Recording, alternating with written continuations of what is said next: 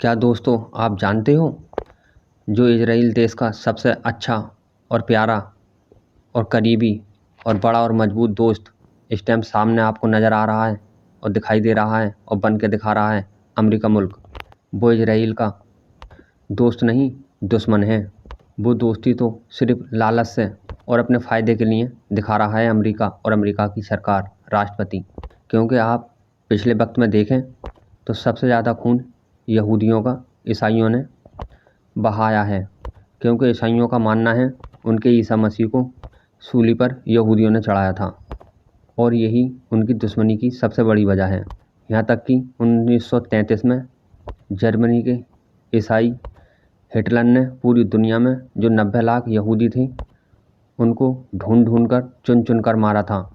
90 लाख में से 60 लाख यहूदियों को मार दिया था, यानी तकरीबन 70% यहूदियों को मौत के घाट उतार दिया था, जिसमें से तकरीबन 15 लाख तो बच्चे थे। यहाँ तक कि हिटलर यानी कि ईसाई धर्म तो यहूदियों को इंसानी नहीं मानता, गद्दार मानता है, भरोसेमंद नहीं मानता। और ईसाइयों ने यहूदियों के साथ बहुत ही अत्याचार किया है, चाहे वो हिटलर का रहा हो या ब्रिटेन की सरकार का रहा हो। लेकिन इस टाइम जो दोस्ती दिखा रहा है अमेरिका या ईसाई मुल्क जो दिखा रहे हैं उनके बारे में भी आपको बता देता हूँ।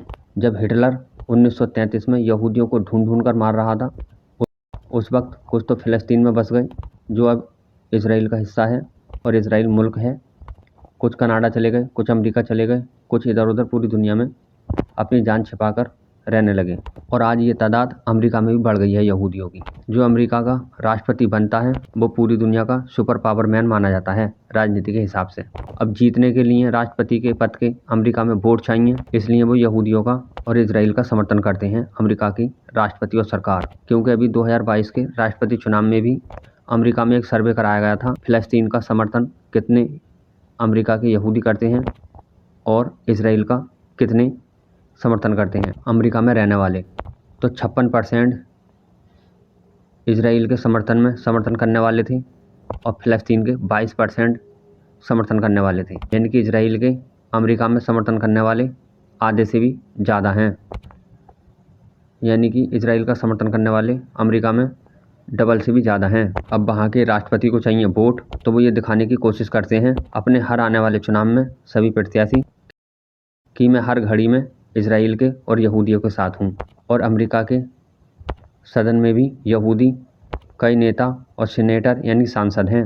दूसरा, अमेरिका चाहता है मध्य एशिया में, मिडल ईस्ट में कोई अपना एक ऐसा अपने से छोटा दबा हुआ डरा हुआ ऐसा कोई ठिकाना चाहिए, दोस्त चाहिए जो कभी भी उससे काम ले ले और मनमर्जी से वहाँ से अपने लिए और अपने देश के लिए तेल या पेट्रोल ले सकें।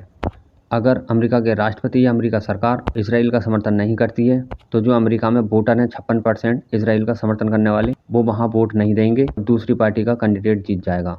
तो वो अपनी कुर्सी बचाने के चक्कर में इजराइल का साथ देते हैं अमेरिका के राष्ट्रपति और मिडल ईस्ट में यानी मध्य एशिया में अपना ठिकाना बनाने के लिए।